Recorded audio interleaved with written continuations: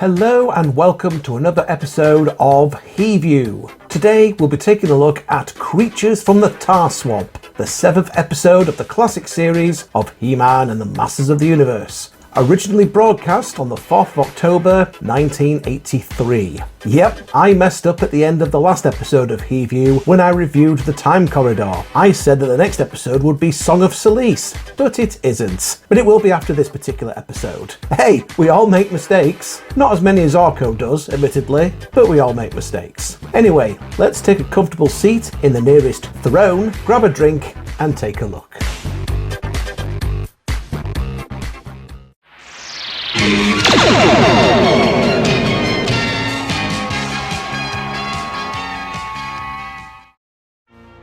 Just when you think that He-Man and the Masters of the Universe can't get any more wonderfully bonkers, along comes an episode like Creatures from the Tar Swamp to remind us why this show remains gloriously unhinged even decades later. Our adventure begins with the arrival of Adam's cousin, Edwina, who immediately establishes herself as the type of person who would complain about the champagne at a free party. Within minutes she's dismissing Man-at-Arms and Teela as the help, because nothing says royal grace like treating your host's closest friends like servants. She's so obnoxious that even Teela has to be physically restrained from introducing Edwina's face to her fist. And honestly, who could blame her? I should mention that this won't be the last time that we'll encounter one of Adam's cousins, and more often than not, they're a royal pain in the arse. But just when you think Edwina can't get any more insufferable, the show throws us a curveball that would make even the most hardened cartoon viewer do a double take. I swear, if we weren't cousins...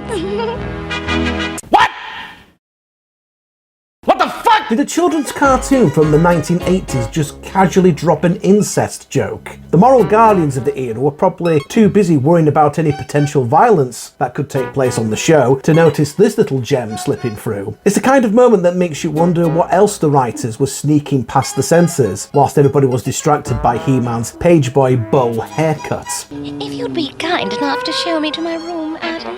Of course.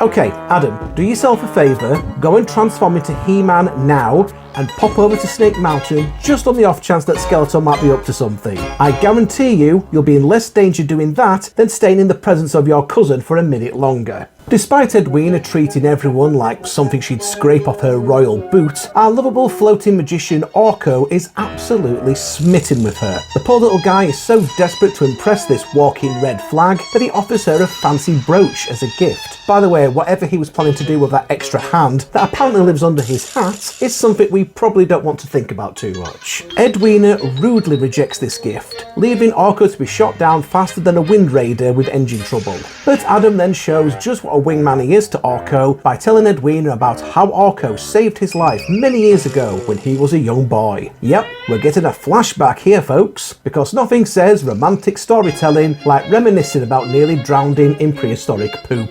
In the origin story that nobody asked for, Adam reveals how he and Cringer at a young age got themselves into a right sticky pickle at the Tar Swamps during a storm that apparently had the power to also open up a portal between the realms of Eternia and Troller, Orko's homeworld. Through this magical portal pops Orko, who manages to save the day by rescuing the young prince and his cringing kitty, but loses his magic medallion in the process. As a reward for his heroism, he's invited to live at the palace and be a perpetual source of chaos and property damage ever since. It's like adopting a particularly accident-prone dog, except this one can fly and occasionally make things explode. Oh well, back to the old drawing board.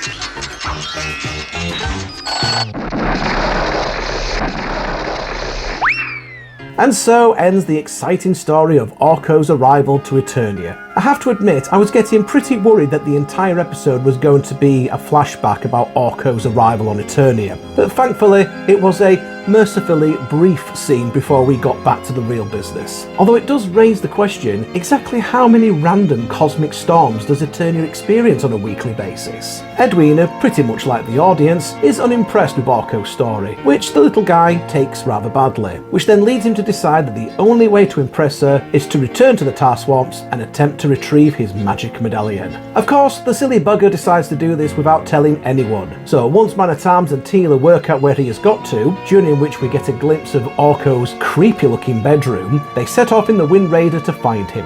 Adam is left behind and asked to try and get in touch with He-Man, because he's had some success in doing this in the past. Okay, seriously, how come it's only Adam that's able to contact He-Man? And wouldn't you think it would be best if this vital contact information was passed on to the King and Queen, and perhaps the Captain of the Royal Guards? Just a thought. I mean, it's not as if Adam and He-Man are the same person, right? I mean, He-Man clearly spends more time on a tanning bed. By the power of Grayskull!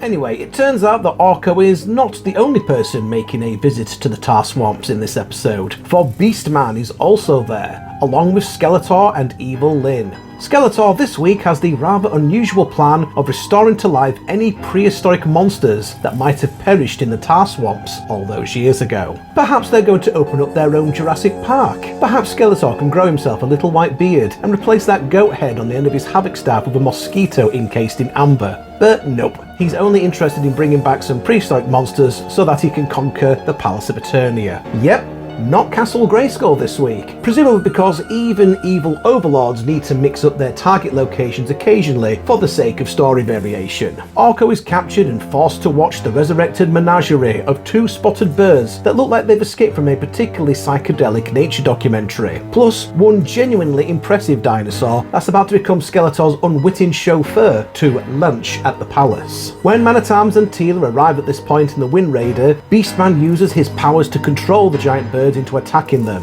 There's a dramatic moment where Duncan and Teela appear to have crashed in their Wind Raider, and it all looks pretty bad when He-Man finds the wreckage. But luckily, Stratos was nearby to save them at the last minute. This is a really strong episode for Stratos, as shortly after that he also rescues He-Man as well from one of the giant birds. I mean, what a guy! He's certainly having his strongest showing in the cartoon so far. He even manages to make up for Man-at-Arms using nothing more threatening than a stick as a weapon.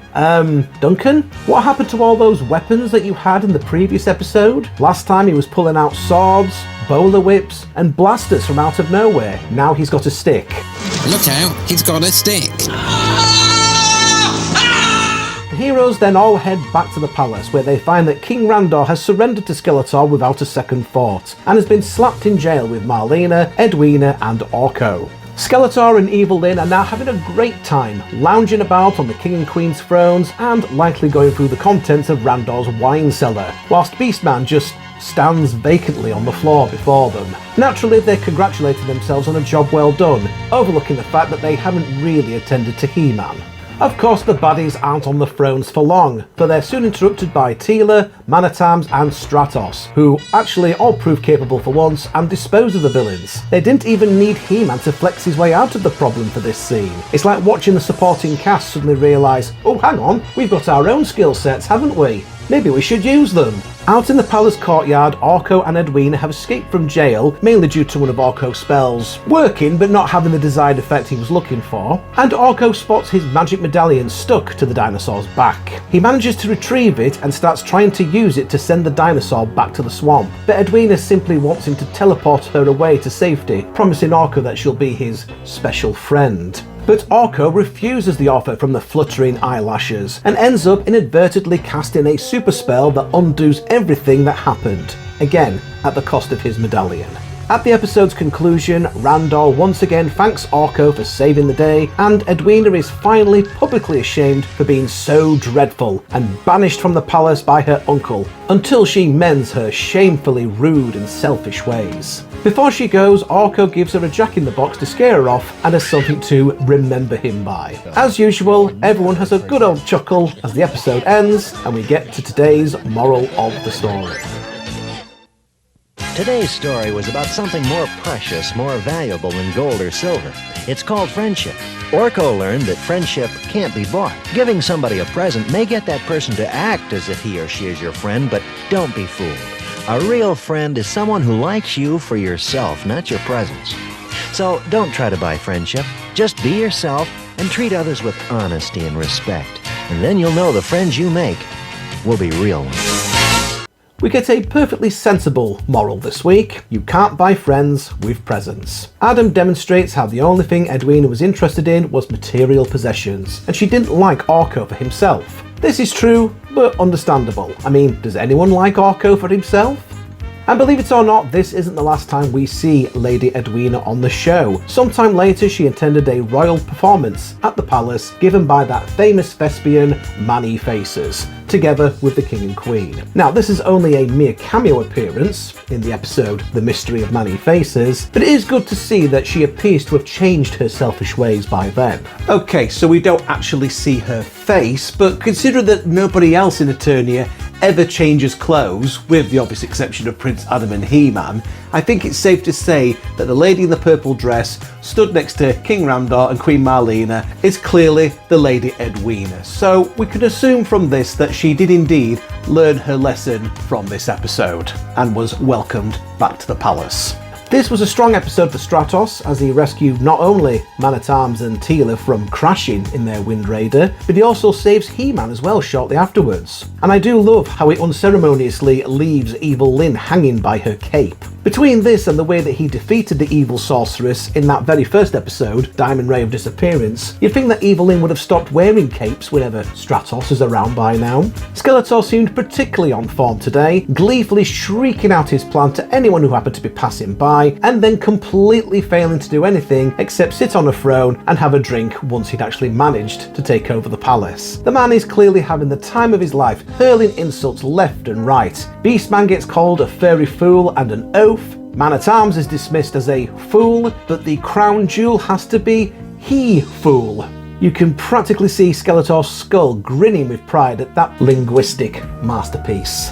In short, Creatures from the Tar Swamp is pure He-Man gold, equal parts heartwarming and completely mental. It's got everything: questionable family dynamics, dimensional portals, prehistoric monsters, Skeletor's greatest hits of insults so far, and a moral that actually makes sense and is consistent throughout the episode rather than just being something that was thrown together at the end. Plus we get confirmation that Edwina does eventually appear again in a later episode, although thankfully her continued interest in jumping her cousin's bones remains mercifully unconfirmed. This is the kind of episode that reminds you why He-Man endures. It's completely ridiculous, occasionally inappropriate, and absolutely committed to its own bizarre internal logic. A delightfully bonkers adventure that hits all the right notes of 80s cartoon chaos. In other words, it's everything that a reviewer of nostalgic cartoons could possibly ask for. This stuff practically writes itself. So next time on HeView, we will be taking a look at the Song of Solace. Yep, for real this time, where Skeletor's evil plot to break into Castle Grayskull involves the singing voice of a beautiful woman who is the only person that can keep at bay a massive tentacled monster from destroying a city. With Solace captured by Skeletor, can He-Man hope to save the city and Castle Grayskull? Well, you'll have to come back next time and find out, won't you? In the meantime, thank you for watching another little analysis/rant on He-Man and the Masters of the Universe. If you have enjoyed this piece of inane retro-fueled drivel from myself, then please do take the time to leave a like and a comment, and be sure to check out some of my other videos. I have an entire playlist filled with He-Man related content for your enjoyment. Please also consider sharing this video across your social media platforms, in particular with those that have got anything to do with He-Man and the Masters of the Universe and classic cartoons in general. And do be sure to subscribe to the channel as well to see future videos just like this. But for now, thank you very much for stopping by the Big Daddy D Reviews, and we'll catch you again next time. Until then, bye for now.